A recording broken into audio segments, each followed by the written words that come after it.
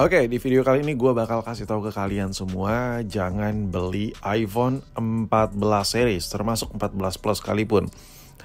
Video ini apa ya? Ini dari sudut pandang perspektif yang berbeda ya. Beberapa minggu yang lalu, beberapa bulan yang lalu gue bilang si Puki iPhone 14 Plus ini worth it sekali untuk dibeli. Nah, itu dari sudut pandang tertentu. Sekarang dari sudut pandang yang berbeda. Jadi gue bukan ada di dua kepribadian yang berbeda ya, melainkan gue melihat dari dua arah yang berbeda.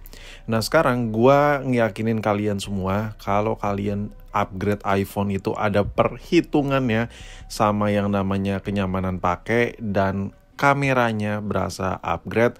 Saran gue, jangan beli iPhone 14 series. Kenapa? Kalau lu upgrade HP karena ya udahlah gue pengen ganti series ya kan. Gue lagi pakai iPhone 12, upgrade ke 14 ya udah cincai lah. Nah, kalau lu nggak terlalu ngarep yang gimana-gimana, gue harus kameranya lebih bagus banget. Gue harus pemakaiannya nyaman enggak. Ya, lu jangan beli 14. Yang pertama, iPhone 14 series itu belum Type C, yang dimana ini bakal bikin lu tuh kayak bete aja gitu ngelihat Android lu tuh lebih kenceng ngecasnya, lebih cepat full ketimbang iPhone 14 itu sendiri. Yang which is iPhone 14 apalagi kita beli resmi ini harganya masih tidak ngotak pisan. Ya, masih mahal.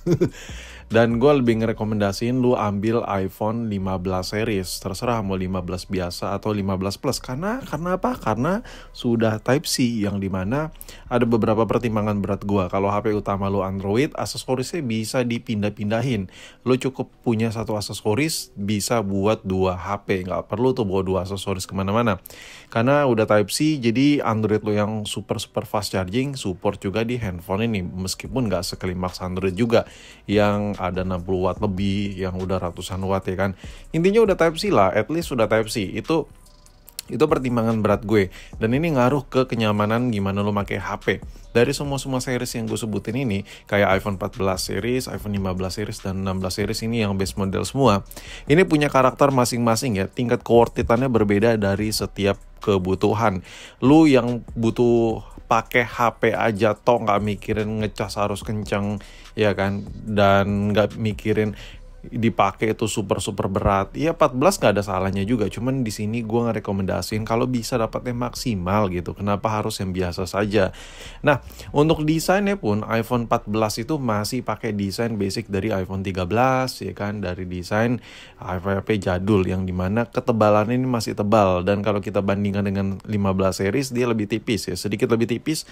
Dan memang kalau dari bahasa garis desainnya sama ya, bentukan kameranya nyilang gitu, cuman dia lebih tipis. Jadi dari sisi lu megang handphone itu berasa banget kayak anjir nih handphone kok kayak elegan banget gitu. HP-nya gede ya, kalau ini contoh gue pegang varian plusnya ya, series 15 ya.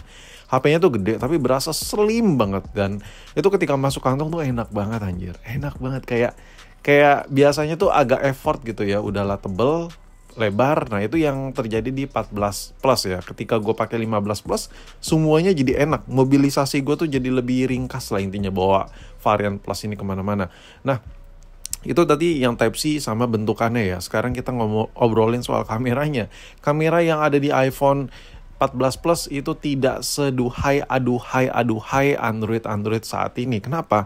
Karena gini loh, sebenarnya gini, kalau lo mau perfect ya udah lo beli iPhone paling kelimaks saat video ini dibuat. Contoh kayak iPhone 16. iPhone 16 itu ngasih lo experience yang lebih ketimbang HP Android apa ya? Bukan Android, maksud gue iPhone pada umumnya gitu. Kayak kesel gitu gue ngebahas ini.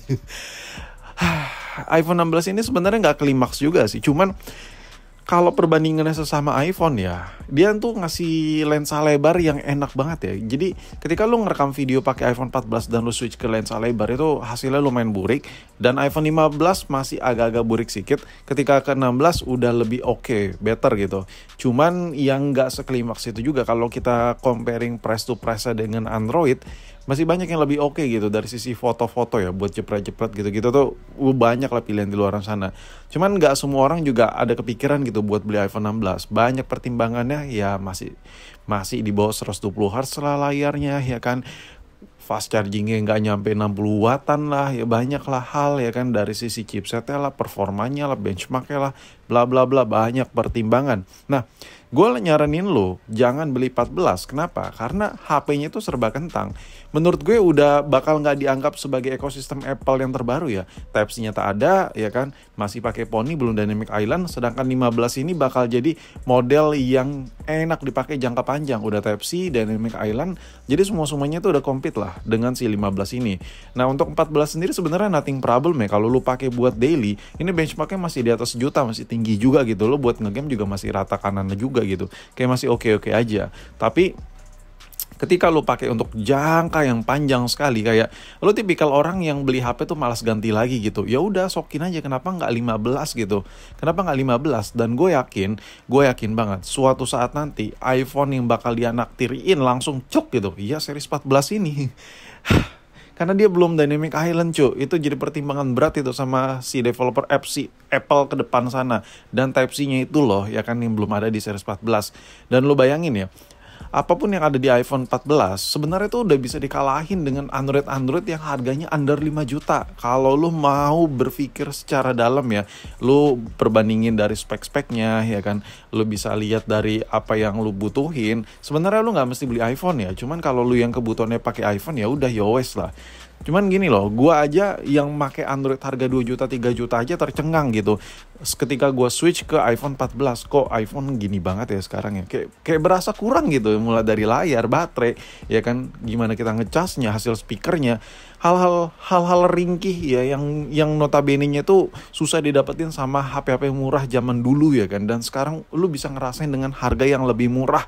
Itu yang lu rasain ketika lu beli iPhone 14. Itu udah bisa di bypass semua rasa flagship itu di sebuah Android yang lebih murah.